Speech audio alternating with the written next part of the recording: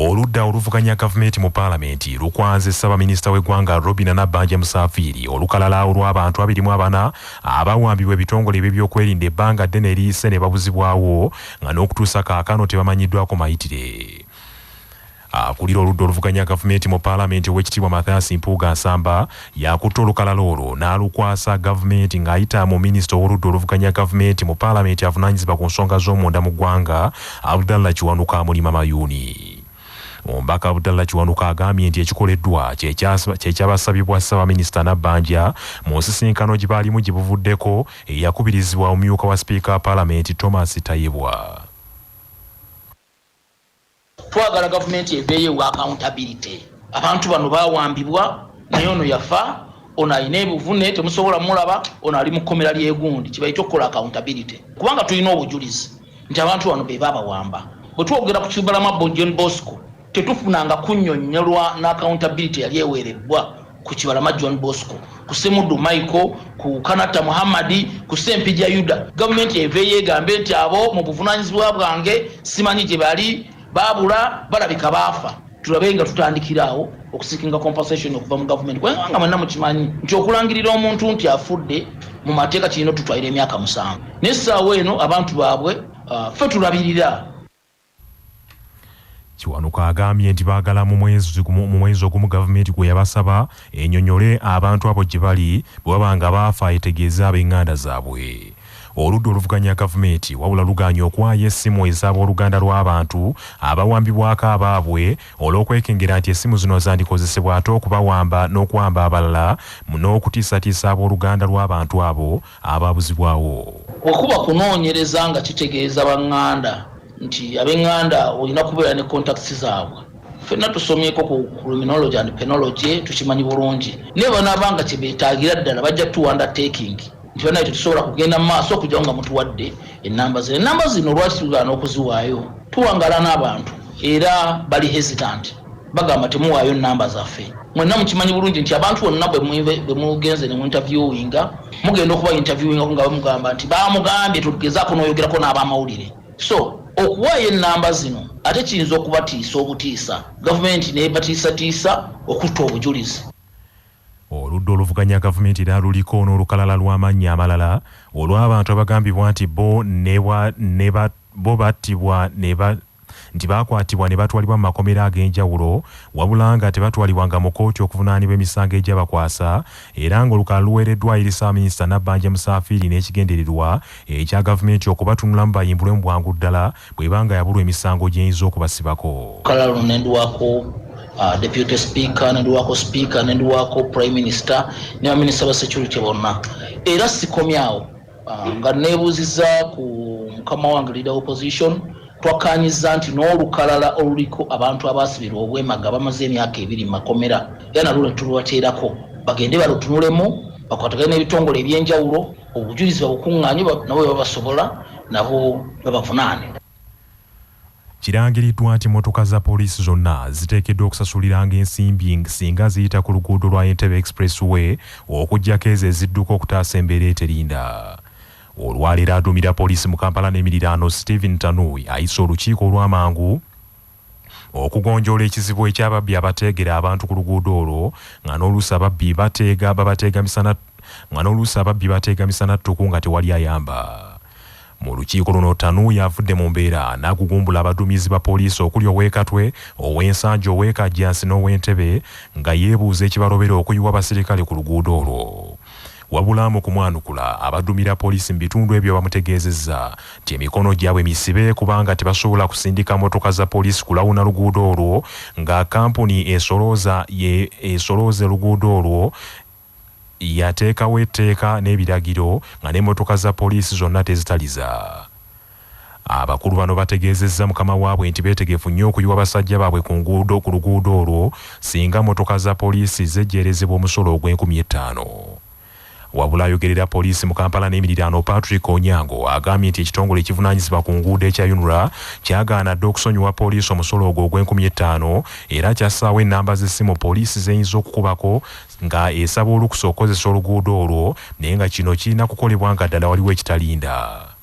One of the points they agreed on that in the meantime police patrol car of Kajansi, Entebbe, Katwe and Sanji will be able to access or to join the express highway only after getting permission from unauthorized person. So they gave them a number, which number they should be calling in case there is any incident that has happened on the highway, or if they want to patrol the highway, they should call that number.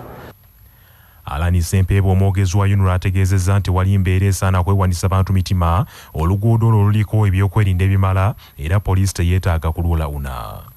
Manya obuvuna obuddo obw'eddembe lyo tonyigirizibwa ddembe lyo ery'obwebange ddembe lyakutuusibwako Sahara Muchuzi Mixi akanzaali akazitoya envaazo ne zifuna obuwoomi obusukkulumu saako Sahara Tangawizi Tea amajani agawa caayi Dekende naye n'afuna obuwoomi obutagambika byakakasibwa UNBS nga biri mu maduuka gonna.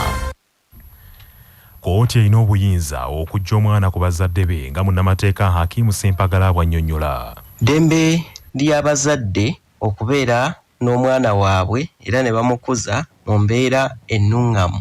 Wabula singa kizuulibwa naddala mu kiseera nga abazadde abo bombi basazeewo baawukane nti omwana oyo tasobola kuteekebwa mikono gya muzadde omu n'abeera mu mbeera emusobozesa okukula obulungi, kooti esobola okuyisa ekiragiro era n'eteeka omwana oyo mu mikono gy'omuntu omulala atali muzadde wa mwana oyo nga kino kisobola okukolebwa ku lw'obulungi bw'omwana.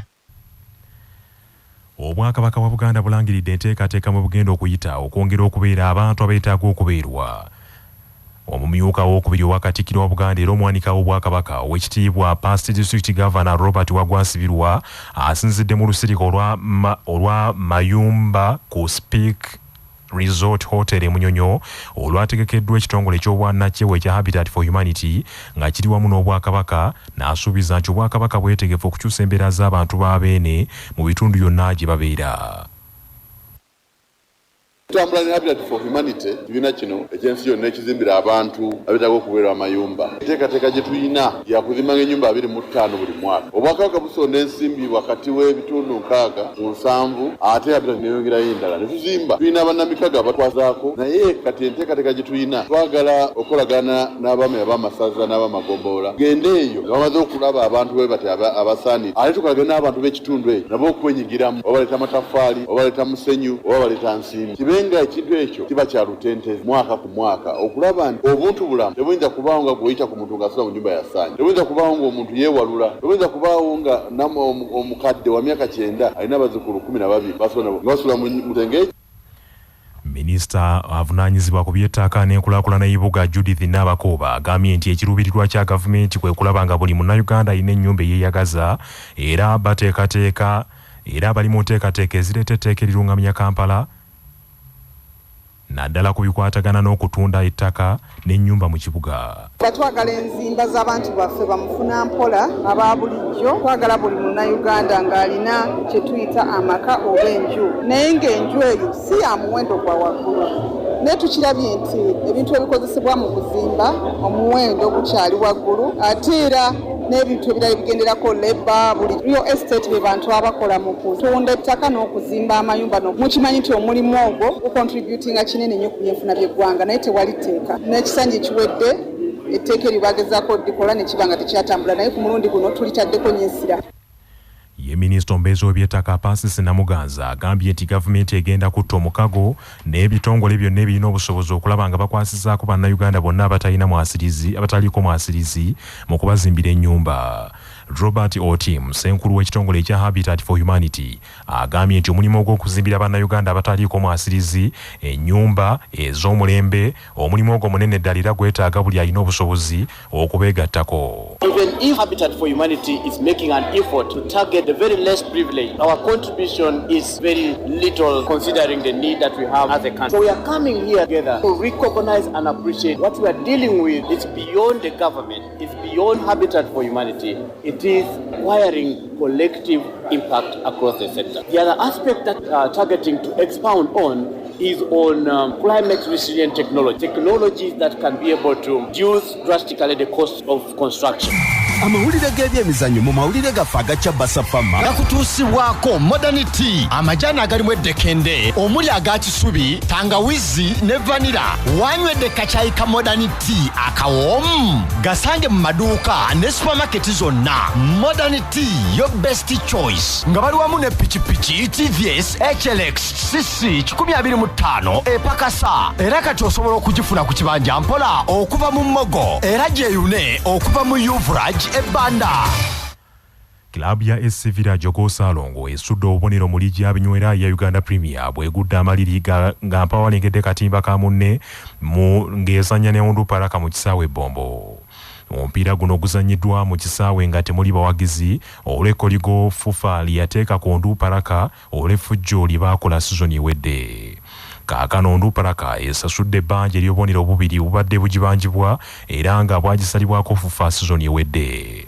Village Okosalongo kaakano ewezezza obubonero buna okuli n'obubonero busatu bwe yafuna mu mupiira ogwasooka ng'ekuba Gaddafi goolo 2 ku bwereere.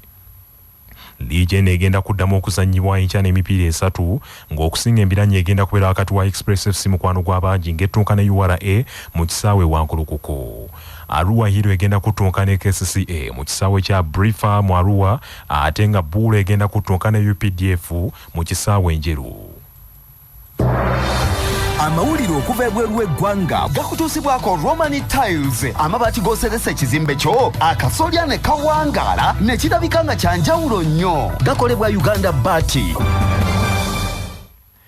Ekitongole ky'ensi yonna eky'ebyobulamu World Health Organization kirangiridde nti Ssemazinga wa Africa yasingayo mu nsi yonna okubaamu abantu abeetuga n'okwewa obutwa. Okunoonyereza okwakoleddwa okuzuula amawanga agasingamu abantu abetta kwalaze nti ku mawanga 10 agasingamu abantu abafa mu nsi yonna nga bennyini bebese Africa erinako amawanga 6 kwage 10. Alipoota y'ekitongole kino eraga nti ku buli bantu emitwalo 10 mu Africa abantu 11 bebetta songa omuwendo guno omunene nnyo bw'ogeraageranya n'ogw'ensi yonna nga mu nsi yonna ku buli bantu emitwalo 10 abantu 9 bebetta. Mu mbeera n'ekitongole ky'ensi yonna eky'ebyobulamu kisazeewo okuteekateeka kaweefube agenda okuyita ku mitimbagano ku Sande eno ng'ennaku z'omwezi 10 agendereddwamu okukubiriza abantu bagende mu ddwaliro oba mu malwaliro beekebeze emitwe gyabwe okumanya bwe bayimiridde mu nsonga ez'obwongo n'entegeera y'omuntu okumalawo omuze gw'abantu okwetta. Agavudde mu kunoonyereza wano ku Kyabasafama gaagano. Mu mawulire ag'empuna Spain ebbula ly'emirimu balinogedde eddagala batandisewo ettendekero erisomesa abantu okuwalampa n'okubuukira emiti ng'enkima. Omusajja Victor Manuel yeeyita Tarzan of Barcelona ye yatandise ettendekero ery'abawalampa emiti ng'enkima ng'ekirooto ky'okuwalampa emiti yakifunira mu firimu ze yalabanga ng'akyali muto ddala omwali enkima ezaazannyiranga ku miti ne zisaaliza embwa. Ettendekero lino lisangibwa mu kibuga paaka ekya Spain era buli lunaku osasula $10 okuyigira mu ttendekero eryo wabula nga mu sabbiiti emu omuntu omunyiikivu aba asobolera ddala okubuuka okuva ku muti ogumu okudda ku mulala nga n'eddoboozi litandise okufaananamu ery'olukimakima. Bannaffe amawulire ag'essaawa eno kangamalirize mu bufunze. Obuganda busuze mu keetereekerero bwesunga Ssaabasajja Kabaka empologoma ya Buganda Sseggwanga Ronald Mwena Mutebi II asiimye okwogerako eri Obuganda olunaku lw'enkya nga 8 mukulukusa bitongotongo ng'Obuganda bukuza olunaku olwabulungi bwansi ne gavumenti ez'ebitundu.